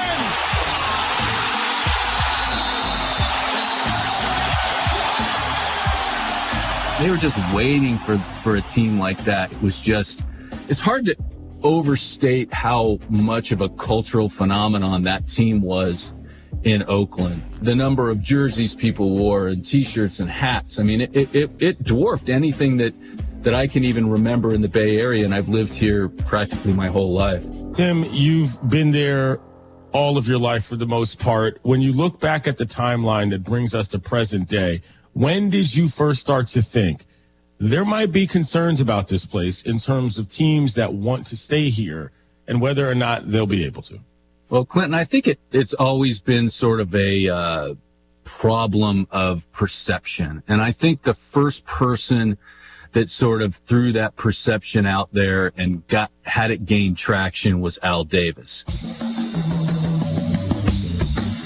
If there's anything we've ever done that I'm particularly proud of, I would have to say that the perpetuation of the greatness of the Raiders, to take a professional football team and give it a distinct characteristic that's different from all others. Al Davis was sort of a throwback, right? I mean, he's an owner that his business was not oil or hardware or pharmaceuticals. His business was football. He owned a football team, and that's all he did after he coached. And he had this, you know, everyone knows the just win, baby mantra. Just win, baby. Well, it permeated his entire being. Winning football games was all that mattered to him, except for the part about making money in order to be in a position to win more football games. He never lost sight of that. And as kind of a side point, I would contend that no owner and no team ever embodied the ethos of its community the way Al Davis and the Raiders did in Oakland. I just feel like he was the ultimate football rebel in this ultimate crucible of rebellion. And he was revered for that. Around the country, he might have been hated. In Oakland, he was just loved. But he grew restless in Oakland. He felt like there was more out there somewhere else. He wanted, you know, in the late 70s, he started talking about upgrading the Coliseum and about needing this more money through suites, which was a relatively new concept. I think the first time that luxury boxes were introduced was at the Houston Astrodome, you know, in the mid 60s. So we're just 15 or 20 years into the life of this Coliseum, and he's already sort of calling it outdated. You know, he wanted amenities. He wanted more control. So, you know, the city and the county, you know, not to get too far into the weeds, but they had another tenant. You know, we've talked about this being a multi-purpose facility. Right. Well, they had the A's for 81 dates a year and the Raiders for roughly 10. So obviously the tie was going to go to the A's. They were going to make concessions for them and not ruin a baseball stadium for Al Davis. So, you know, to get to the point, they eventually couldn't agree, you know, and so Al Davis just packed up and left. Well, I needed a bigger venue. I knew and I foresaw that suites were going to be a big thing and club seats. And they promised me in L.A. at the Coliseum that they would build those for me. It's hard to see that as a huge upgrade from the Oakland Coliseum, but the fans got their first taste of this torture, right? This long, drawn-out process that ended up with them losing a team because Davis initially tried to move in 1980, and then he spent 2 years fighting the NFL, and then he finally got the okay to leave. To be real honest, the league tried to tell me you're not going. And the minute they said you're not going, I said I am going. And we got into a tug of war, and I wasn't sure who was going to give first. But the courts ruled that I could move. I think it's worth noting that the reason Al Davis had any leverage at all, considering the math of those home dates, is because the Raiders were super popular. He's the guy that hired John Madden. It wasn't like Al Davis was some crazy guy. He legitimately was a visionary. So I can understand how that push and pull would have been pretty taxing on the community overall. Yeah, definitely. And, those, again, I want to underscore something else here, is that the long-term impact of Al Davis's decision to move the Raiders to L.A. I mean, the way he went about it, and the way he painted local government as not only uncooperative, but unwilling to give the owners what they wanted. He was the first person to do that, and he proved to be not the last one to do that. It was precedent setting, and he managed to create a perception that other owners were more than happy to promote. And because Davis actually left and Oakland lost the Raiders, initially for just 13 years, it really kind of created and cemented this unfair idea that Oakland is a bad place for big-time sports. Sliding doors moments, splits in the multiverse moments, whatever you want to call them, they abound here. There's so many stops along the way where a decision maker or a group of decision makers were considering one option, but ended up going with a different option. And in retrospect, almost every time, that decision made it harder and harder for the teams and the city to maintain their partnership. Can you explain how that played out? Yeah, I can. I think, it's sort of easy to see it in retrospect, right? We look back and see, okay, well, this begat that. And I think that, the fact that, Al Davis couldn't get everything he wanted in Los Angeles either, right? So in 1995, he's back in negotiations with Oakland. There was a council member, famous Oakland City Council member named Ignacio de la Fuente, who went to bat for Al Davis and essentially helped push through this plan that would bring the team back, and included building what is now known as Mount Davis, which is a monstrous third deck in the outfield of the baseball stadium that ran parallel to the football stadium. So these were good football seats and impossible baseball seats. And it changed the whole dynamic of the Coliseum.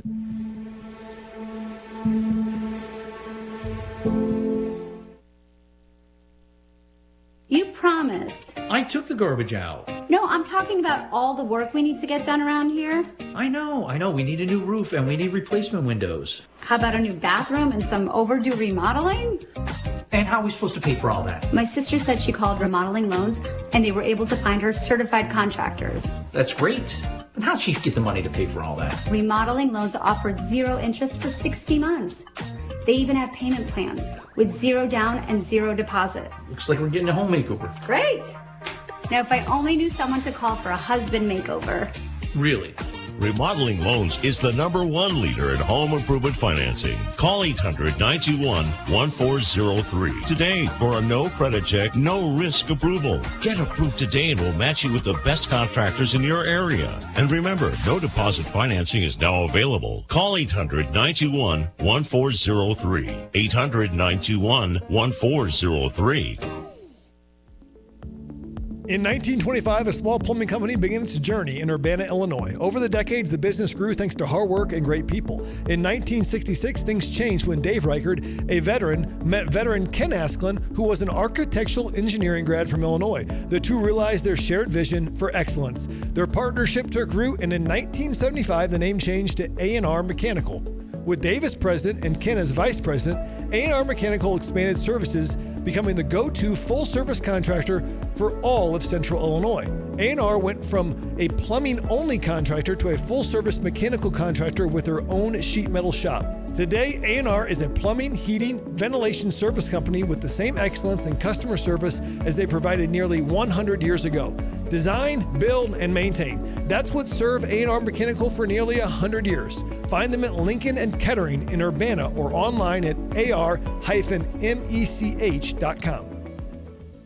Looking for the perfect pair of boots? Come on down to Pard's Western Shop in Urbana. With an amazing selection that fits every style, Pard's has the perfect pair waiting for you the next time you're hitting the rodeo or stepping out in style. They've got great deals and sale prices on men's cowboy boots, girls' cowgirl boots, and kids' boots. And their friendly staff will make sure you leave with the boots you love. Pard's Western Shop, serving its customers with high-quality merchandise since 1968. Go see them today at 306 North Maple Street in Urbana. Many people look forward to the festivities of the holiday season, but for the 1 in 5 U.S. adults who experience mental illness, this time of year can be a flurry of anxiety, seasonal depression, and loneliness. That's why generous friends like you are so important. Partner with NAMI, National Alliance on Mental Illness, to keep the helpline going, and the NAMI Teen and Young Adult Helpline free of charge so people can get the care they need, especially during this time of year. NAMI has gathered helpful resources designed to support you at NAMIchampaign.org. Maybelline has stepped forward with a gift of $200,000 to keep these important services operating at full strength. They're challenging Friends of NAMI to double that amount by December 31st. That would mean a total of $400,000 to help people with mental health challenges live a more fulfilling life. Be a light of hope this holiday season and share a year-end gift at NAMIchampaign.org. Hey, I'm Brett Podolsky, co-founder of The Farmer's Dog. We make fresh food for dogs. We started the company when we saw what a huge difference it made in my own dog, Jada, when she stopped eating ultra-processed kibble and started eating fresh, whole food. The Farmer's Dog food isn't fancy. It's just real food delivered to your door in pre-portioned packs. It's better for them and easier for you. Get 50% off your first box at thefarmersdog.com/trial50. That's thefarmersdog.com/trial50. Prescriptions require an online consultation with a healthcare provider who will determine if appropriate. Restrictions apply. See website for details and important safety information. Subscription required. Price varies based on product and subscription plan. Hi, I'm Dr. Peter Stahl, board-certified urologist and senior vice president of men's sexual health at HIMSS. In my 12 years of practice as a reproductive urologist, I've helped many guys with ED, and it has never been more convenient to treat than it is right now, thanks to HIMSS. It really wasn't easy before. You had to take time out of your day, come to a physical office, and see a specialist like me in person. Now, through HIMSS.com, you can get world-class sexual health care and a full range of treatment options for ED through a 100% online process. It starts with a free assessment from a medical provider licensed in your state who can determine if ED treatment is right for you. If prescribed, your medication is shipped to you for free. So don't wait. Join the hundreds of thousands of guys who've gotten help for their ED through HIMSS. To start your free online visit and find ED treatment at up to 95% off brand name prices, go to hims.com/joy. That's hims.com/joy for your free online visit.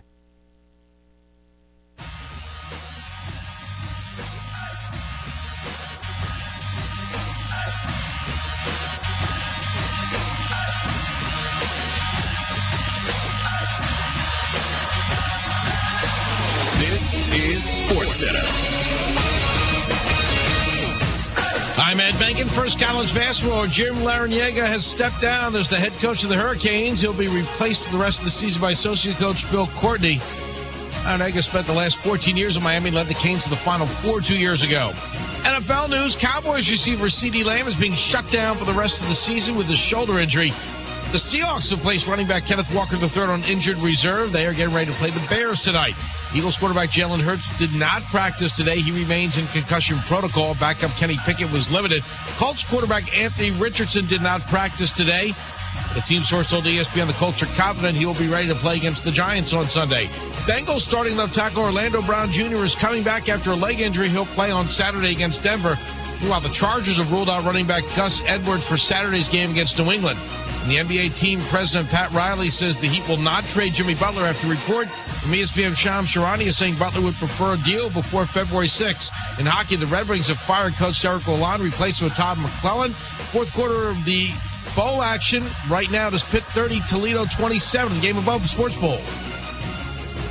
Hey, what's up? It's Aaron Goldhammer coming up Friday. It's bowl season, and I'm not just talking about the college football playoff. We get you ready for a full slate in the NFL. It's unsportsmanlike, 6 a.m. Eastern, right here on ESPN Radio, ESPN2, and ESPNU.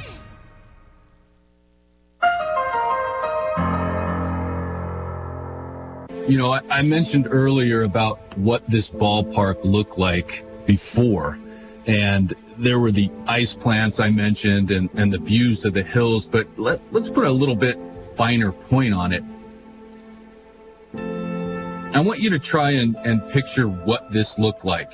So you would come out of this vast parking lot, you'd walk through the gates to the stadium into this massive concrete building. But what would play out before you was, first of all, the greenest of grasses, right? The contrast with all this gray concrete and this green grass that was always just meticulously maintained, even before that became the norm in Major League Baseball. But you'd have that, and then you'd look out towards center field and you'd see this semicircle essentially of ice plant and purple and red and yellow flowers popping out. And then beyond that, you would look out and you would see the purple hills of Oakland in the background. You had this ballpark situated in such a place that it was really something. It was one of the better views and venues in major professional sports at that time, before there were waterfront ballparks and all that. This was a great place to watch a game.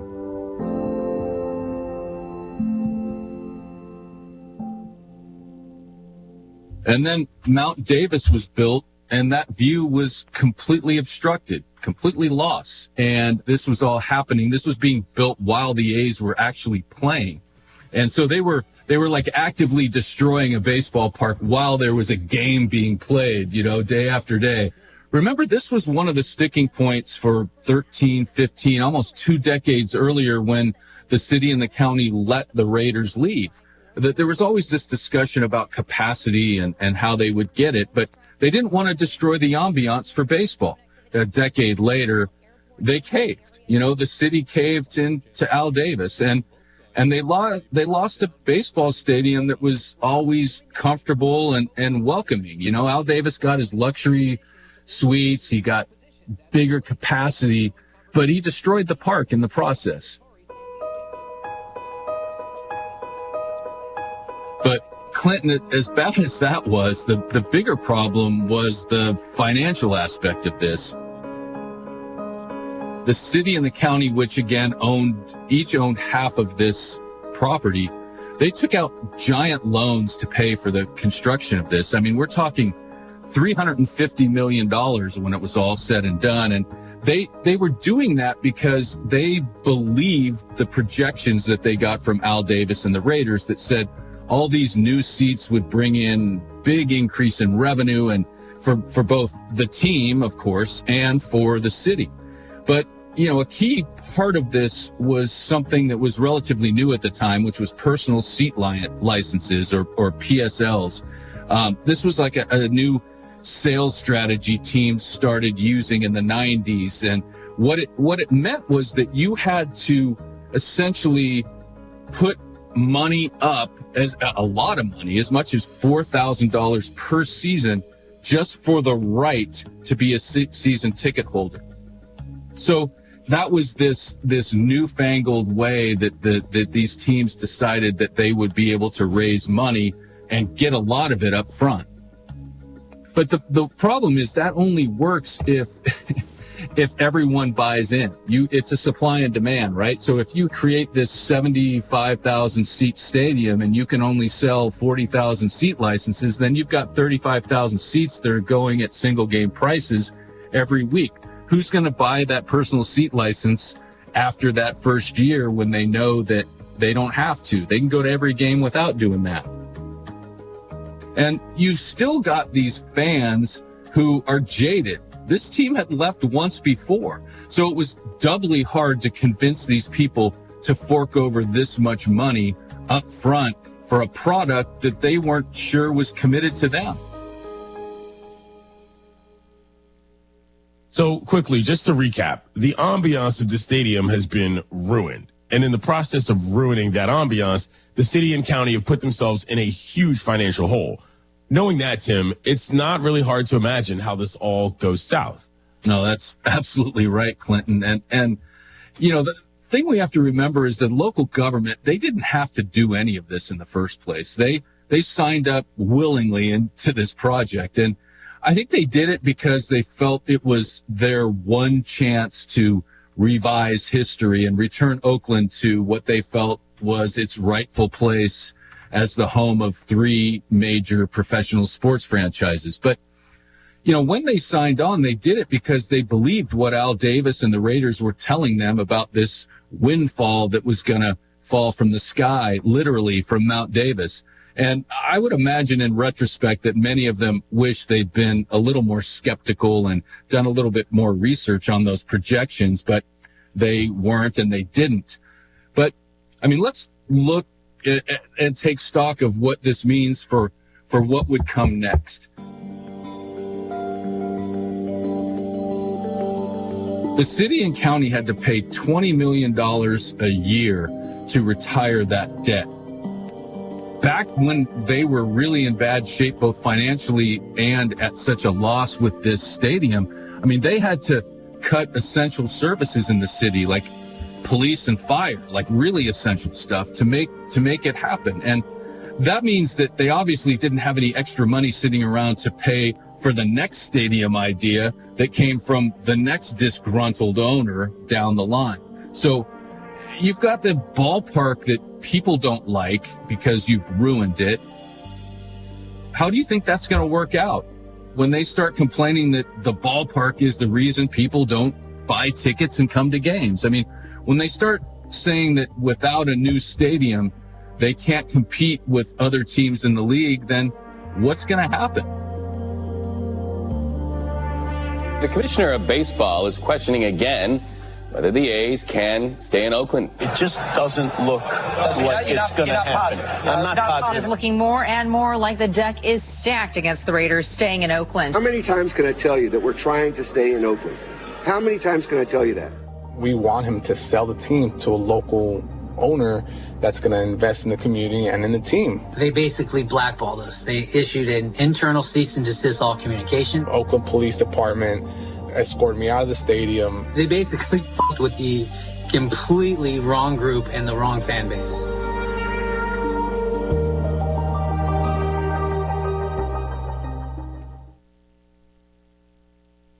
Every 40 seconds, a child is reported missing. That's 2,000 children every single day. It's a heart-wrenching reality that we can no longer ignore. Find the Children is a non-profit organization dedicated to helping find missing kids. You can be a part of their mission by donating your unwanted vehicle, running or not. Call 1-800-294-0222. We guarantee that you will receive the maximum tax deduction. We provide fast, free pickup with 24-hour response. Call 1-800-294-0222. Find the Children provides crucial resources to help find missing children and educational materials to teach kids how to recognize and avoid predators. Our recovery programs have a proven track record of reuniting kids with their families. It's time to act. Donate your unwanted or unused car. Help us build a world where every child is safe. Pick up the phone and call 1-800-294-0222. Together, we can bring these kids home safely. This advertisement was paid for in partnership with Cars R Us and Find the Children. Hey guys, Kevin Clark from This Is Football Podcast, Momar Productions. This week, Dan Orlovsky joins me to break down all of the Week 16 action and looking ahead to Week 17. This Is Football, wherever you get your podcast. Central Division rivals clash on ESPN Hockey Night. Dallas. Definitely a playoff team. There's no question about it. And its stars. Duchesne scores! Ottinger kept it out! Jason Robertson! Travel to the Windy City to face Connor Bedard and the Blackhawks. He's the heartbeat of this team. Bedard with a shot, he scores! That's hockey. ESPN Hockey Night presented by Expedia. Stars Blackhawks at 8:30 Eastern, Sunday on ESPN. You could just watch ESPN, but why not tap in? Tap into all your sports in one spot with the ESPN app. Tap into articles, analysis, and content with ESPN Plus. Tap into who's who and who should be in your lineup with ESPN Fantasy. What a monster week we saw. Tap into every, all the, and never miss the breaking news. Because once you tap in, you're tapped in. ESPN. Bam! Amber and Ian. I appreciate the Beatles' Happy Birthday song from the, most overrated band of all time. But let's move on. Ian Fitzsimmons. Hold up, Coach. Most overrated band of all time? Did you hear that song that Rachel played? Like, that's the greatest song ever. Like, this is the greatest artist to ever live, or the, like, what? Amber and Ian. Weeknights at 7 Eastern on ESPN Radio. It's bowl season on ESPN Radio. 25 bowl games, including a college football playoff and national championship game. Touchdown! The electricity, the atmosphere. Caught at the 5 and into the end zone! This is why you do what you do. Coverage continues Saturday with the Bad Boy Morris Pinstripe Bowl, the Pop-Tart Bowl, and the Valero Alamo Bowl on ESPN Radio and on ABC. It's the beauty of college football. I'm telling you, the ACC is special. For all the traditions and new additions. Cooper flying high. For all the iconic. Watch this, the corner. Watch the explosion. And electric. Hits another. Oh, my goodness. Come for it all. ACC Men's College Basketball. All season long on ACCN. Evan, Canty, and Michelle are unsportsmanlike. I've definitively removed the blue part of the bread if it's molded and eaten the rest of it if I don't want to go out and get another loaf of bread. I'm just saying, I'm not proud of that, but if you haven't done that, you're lying. You have? You haven't done that? No, I will throw away the loaf. Evan. See? Ugh. Unsportsmanlike. Weekday mornings starting at 6 Eastern on ESPN Radio and on ESPN2. The college football playoff has arrived. Georgia versus Notre Dame. There's a different feel to the playoff. Boise State versus Penn State. The stakes get much higher. Oregon versus Ohio State. There's intensity that gets ratcheted up. Arizona State versus Texas. The magic continues. The college football playoff quarterfinals. You can feel the electricity. New Year's Eve and New Year's Day on ESPN Radio and on ESPN. The last Monday Night Football of 2024 is upon us. Jared Goff and the Lions are out for redemption as they head to San Francisco for an NFC Championship rematch. Who had that on the bingo card? Touchdown Lions! As Brock Purdy and the 49ers look to make a statement and take down Detroit once again. He's gone! Touchdown 49ers! Lions 49ers. Monday at 8 p.m. Eastern on ESPN and ABC. I'm Michelle Steele, hosting ESPN Daily this week. Every weekday morning, we bring you the best sports story you'll hear all day. Today on ESPN Daily, we're revisiting one of the biggest stories of the year via our 5-part series, Death of a Sports Town. Check out episode 1, where we trace the history back 30 years and identify the fateful decision that doomed big-time professional sports in the city of Oakland. That's ESPN Daily. Follow us and listen wherever you get good podcasts.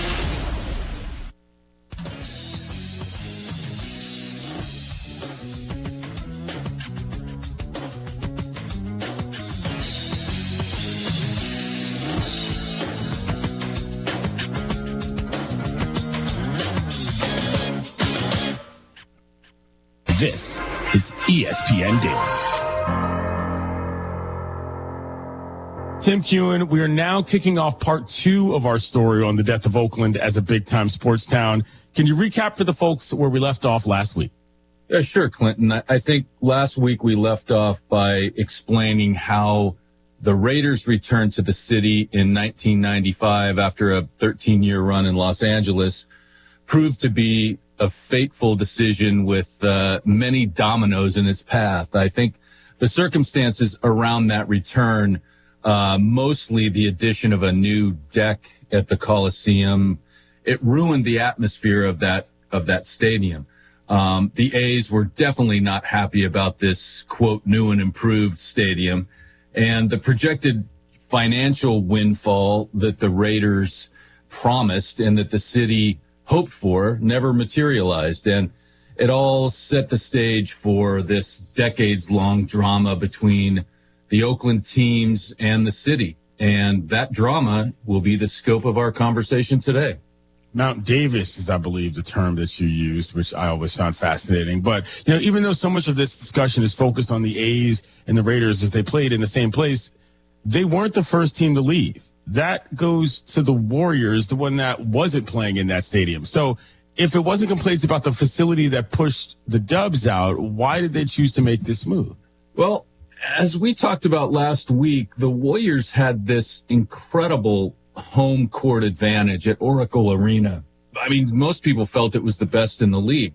When they left, they were on a run of 342 consecutive sellouts. Oof. And those weren't all good teams in those 342 games. They sold out that place. It was rocking. They called it Roracle. So you could make money in Oracle Arena and in Oakland. But in 2011, a man named Joe Lacob bought the team with a Hollywood producer named Peter Guber. Lacob was a peninsula guy, which is south of San Francisco in the wealthy suburbs that encompass Silicon Valley, and he was not an Oakland guy. And it only took him 18 months after he bought the team to announce plans to build a new arena in San Francisco. And, this is not this iteration of the Warriors that we see now. This was 3 years before Steph Curry and Klay Thompson and Draymond Green won their first championship. There were other factors involved. San Francisco didn't have this kind of big arena. And so that was kind of this parallel thought in his mind, was like, hey, I can build something there and it will serve this purpose for one of the most iconic cities in the world. To be honest, I think Joe Lacob underestimated the impact that moving that team, as they say, 8 miles from Oakland to San Francisco. I think that they didn't get the cultural impact of that move and what it meant to the people of Oakland. They felt that the proximity to Oakland was going to sort of allay some of those fears or some of the retribution that they would get. But they still got plenty of it. For fans, it's officially the end of an era. The Warriors now a San Francisco fixture. Why do they have to leave Oakland? Oakland is still very much a part of who the Warriors are and what they represent. They lose this team, and a team that's done very well and that a lot of people have been able to rally behind. It's just kind of sad. The fact that they have been so successful has really alleviated some of that, though. It's hard to be mad at a team that keeps winning the way they have with Steph Curry. It's too bad, too. We could almost do a whole breakout on Oracle alone, because that was such a strange confluence of events. As a team that good in that place, and that's when you decide to go. I don't know how you missed the mark on understanding culturally how you messed that up, because even from the outside, it was clear what an advantage that building gave that team, never mind what it meant to the community. But the Warriors announced in 2012 they'd leave. It took 7 years for Chase Center to get built and for that move to go through. In the meantime, the Raiders, as we noted before, Al Davis was probably the biggest reason for the construction of that grandstand. And you mentioned earlier turning the Oakland Coliseum into an albatross from what was a nice baseball facility. So in 2011, Al Davis passes away, and his son Mark takes over the team. That guy is a singular character in the least, from the haircut to the outfits to the look of where he lives. How would you describe him to people who are not in Oakland? Well, Mark Davis was, first of all, always defined as Al Davis's son, right? And somebody told me, like, hey, what would you feel like if you were in your 50s, you'd never held a job, and yet your father dies and someone hands you $1 billion business and says, here, make it work. That was the Mark Davis. I mean, Mark Davis had, the funny haircut. He ate at P.F. Chang's in Walnut Creek every day. He drove a minivan with a personalized Raiders license plate. I mean, there's always this perception of him and his family as being, a little bit of a carpetbagger, right? Like they didn't ever have both feet, to coin a phrase or steal a phrase, rooted in Oakland. They were always looking for something better, somewhere else that could further the Raider brand. And, there's a sentiment probably with some validity to it that the NFL kind of took Mark by the hand and led him to Vegas. They did a lot to really make that move happen. They wanted Vegas. Goodell wanted Vegas. And, this was if Oakland was the problem, then Vegas turned out to be the solution. NFL owners, of course, yesterday voted to move the Oakland Raiders out of the Bay Area and to Las Vegas. And emotions have been ranging from indifference to anger. I could cry right now. I feel helpless. It's heartbreaking. We're done, man. We're done. We're not going to follow you guys to Vegas. This is it. You guys did us dirty on this one, okay, because you took the money and ran. You took the money and ran when there was So that was how two of these three teams came to leave Oakland. The fans weren't happy about it. The two ownership groups, they had a plan that was lined up. Firm commitments, financing, ready to go and build new stadiums in other cities. The A's, on the other hand, that's a different story. Where would you start that tale, Tim? Well, Clinton, I think the most compelling story of the Oakland Athletics lies far away from owner suites and, negotiating tables and city council meetings. So I'd like to refocus this story where it belongs, which is in the stands, and take a look at what it was like to be an Oakland sports fan through this decade or 2 decade state of sports purgatory. And, through reporting this out, I spoke to many fans. I've known a lot of them for a while. And, there's one guy that I spent a lot of time with whose personal story really mirrors the story of the A's quest to get a new ballpark built in Oakland. And this is a man by the name of Jorge Leon. Jorge's been an A's fan as long as he can remember, and he's lived with this sense of impending doom, this cloud of relocation hanging over the A's going back to his formative years. I wrote a paper in high school in 1998 to try and keep the A's in Oakland in 1998. So it's always been in the back of my head where, if the A's were always going to the playoffs, I would tell my friends or my family, that's good, but I'd rather them stay in Oakland. And Jorge has kind of always had an activist streak in him, which would become a key inspiration for the path he eventually chose to walk here when it came to his fandom for his local teams. Oaklander, for some reason, is born with these roots of activism. You look at the Black Panther movement, the Brown Berets. I mean, everything that sparks anything in the nation. In high school, I led a lot of walkouts because of the war in Iraq, and everyone says, well, why are you doing it? They don't listen to you or whatever. I tell them hey, I'd rather do something than just sit on my ass and not do anything at all. When did that propensity towards activism intersect with him actually being an A's fan? Well, I think that, Jorge started looking at what was happening to his team and to its fans. And one aspect that I think kind of galvanized his activism came in 2005 when the A's were sold to Lou Wolf and John Fisher. Lou Wolf was a local real estate developer, and he actually ran the team for many years as the managing partner. But John Fisher has always been the bigger stakeholder. And Fisher's money came from his family. His parents founded the Gap clothing store. So he's not that much different from Mark Davis in the way that he came about his wealth. But once Wolf and Fisher took over, that's when talk of moving kicked into higher gear. That was when Jorge sort of began to find his true calling. The day I realized that was probably when they were trying to move to San Jose. Spring training is only 2 weeks away, and the Oakland A's are still fighting for the right to move down to San Jose. And now the city of San Jose is suing to allow the A's to relocate there.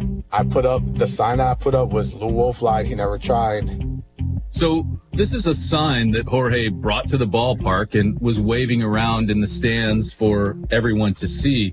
And the sentiment he was expressing was clear. Wolf had said all the right things about staying in Oakland when he bought the team and in the first year that he owned it, but behind the scenes, he was working to get something better somewhere else. But then when I put Lou Wolf Light, He Never Tried, is when I started getting scrutinized more by security. And they made me take it down. They made the Oakland Police Department kind of escort me out of the stadium. And then at that time, the city attorney put out a letter saying that you cannot use city police officers to escort fans out for expressing the freedom of speech. And I think that kind of took off from there. I was like, oh, that's how you get attention, right? That's when I was like, okay, you know what? I'm going to start hanging signs until I push the button, and they're going to look bad. Tim, let's step back for a minute before we get too much further, because the where is this team going to play question is a long and winding road. And I gather that the frustrations of this process are what motivated Jorge to get on his soapbox, but just how many different cycles of stadium proposals and speculations has he and everyone in Oakland had to live through? So we'll keep this to the modern era of the Lou Wolf, John Fisher ownership. First, it was San Jose, which they had an actual sponsorship agreement in place for a non-existent stadium until the Giants stepped in and said, hey, hold on, that's our territorial rights. You can't have San Jose because when we agreed to stay in 1992, the commissioner's office gave us San Jose as part of our market. The next one was Fremont, which is a suburb south of Oakland, that never really gained any traction. They said they were going to move to near Lake Merritt, beautiful site on a property owned by Laney Community College. The problem was they forgot or failed to contact Laney Community College in advance to say, hey, what do you think about putting a 35,000 seat ballpark on your property? Laney College didn't want that. So that was basically dead on arrival, and they wasted probably 1.5 to 2 years playing around with that idea.